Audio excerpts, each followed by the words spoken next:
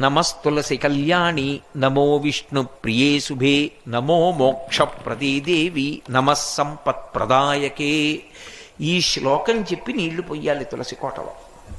ఎందుకు పోస్తారు అంటే తులసి ఒక్క దాంట్లో తులసి కోటలో నీళ్లు పోశారండి అంటారు. ఇళ్లల్లో చూడండి. అలా అనడానికి కారణం ఏమిటో తెలుసా? అనేకమైనటువంటి చెట్లు ఏడుస్తాయి ఒక ఇల్లు కట్టుకుంటే. మనం ఎందుకు ఏడుస్తాయంటే చెట్లకి ప్రాణం ఉంటుంది.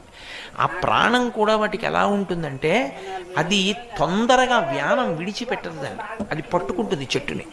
అందుకే పెద్ద పెద్ద చెట్లని కొడితే పూజ చేయకపోతే అక్కడ ప్రమాదాలు జరుగుతుంటాయి.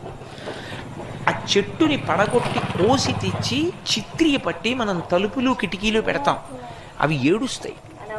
నన్ను ఇలా తీసుకొచ్చి పెట్టాడు, పచ్చగా చెట్టుగా ఉండేదాన్ని నరికి తెచ్చాడని. అవి పడుతున్న బాధ